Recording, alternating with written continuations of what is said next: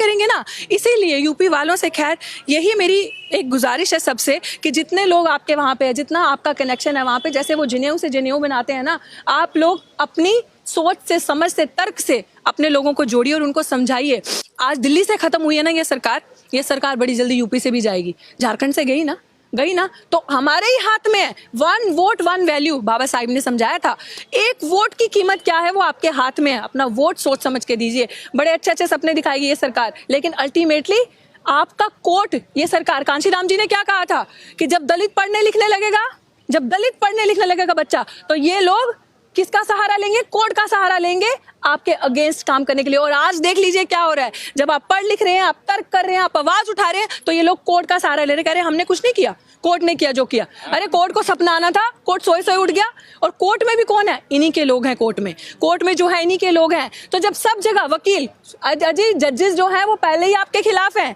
जज तो चाहता है आप कुछ लेकर आए, आपके अगेंस्ट फैसला लें। जो जज है वो ऑलरेडी आपके, क्योंकि सब मनुवादी विचारधारा के, वो हिंदुस्तान का, बाबा साहिब का संविधान पढ़ के नहीं आते कोर्ट में। वो कसम जरूर खाते, लेकिन रोज मनु का संविधान पढ़ के वो कोर्ट के अंदर आते हैं। तो वो आपके खिलाफ है। इसलिए बड़ा जरूरी है पढ़ना, अपने लोगों को आगे लेकर आना। आपके लोग, आप में से वकील बने, जज बने, जब आपके लोग सामने आएंगे तो सवाल करेंगे और ऐसी सरकार को हराएंगे। आप जो काम आप नहीं कर सकते वो सरकार से करवाते हैं। फिर गृह मंत्री जी कहते हैं, क्या कहते हैं कि सुप्रीम कोर्ट का फैसले का सब सम्मान करेंगे। कैसे सम्मान करेंगे सुप्रीम कोर्ट के फैसले का? आप आके हमारा कत्ल पे कत्ल करते जाएंगे, हमें क्रोनोलॉजी समझाते जाएंगे, और हम क्रोनोलॉजी समझ के, क्रोनोलॉजी वो वाली क्रोनोलॉजी नहीं, क्रोनोलॉजी वो वाली जो दलितों पे वार है, जो दलितों पे, आदिवासियों पे वार है। आप हमारी यूनिवर्सिटी का निजीकरण कर रहे हैं, प्राइवेट कर रहे हैं।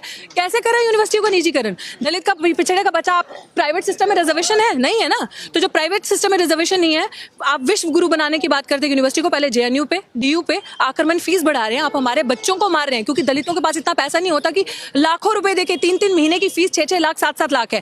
इनको दिखा कि ये 7-8 हजार लोग आते हैं हर बार, 6-7 हजार में एनुअल इनकम में, बड़े अफोर्डेबल रेट में पढ़ के चले जाते हैं इनके बच्चे, और आ रहे हैं जी सवाल कर रहे हैं।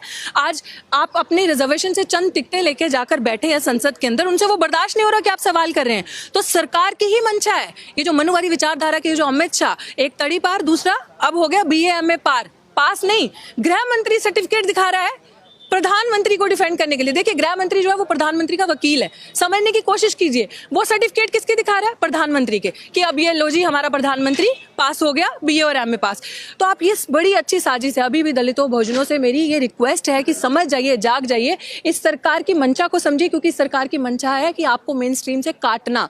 अगर आप अभी नहीं समझे, क्योंकि वो प्रूव करेंगे कि आप लोग वोट देते हैं, वो प्रूव करेंगे इस चीज को कि हमारी सरकार ऐसे नहीं बनती। देखिए आपने हमें वोट दिया है, आप लोग काहे वोट देते हैं? क्यों अपना वोट खराब कर रहे हैं? क्यों जगह जगह जा जाके अपने लोगों को समझाते नहीं है? बड़ा जरूरी है हम लोगों को समझाना।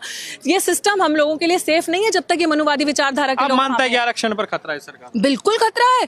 खतरा नहीं है, मैंने कहा कम और ज्यादा करने के नहीं। ये जो इस प्रावधान आया है कि स्टेट आरक्षण को देखेगी, स्टेट क्या करेगी? स्टेट में कौन लोग हैं जो उच्च स्तर पे बैठे हैं? कितने लोग हैं आपके स्टेट में? कितने मंत्री हैं आपके स्टेट में? कितने अच्छे लेवल पे प्रोफेसर हैं आपके स्टेट में? प्रोफेसर का प्रमोशन नहीं हो रहा, तो जो स्टेट क्या करेगी? कौन सी स्टेट है जो पैसा नहीं चाहती? स्टेट भी निजीकरण करेगी, स्टेट भी प्राइवेटाइज करेगी, स्टेट भी पूंजीपतियों के हाथ में देगी चीजों को। और आप तो कल भी खड्डे में और आज खड्डे के और नीचे हैं।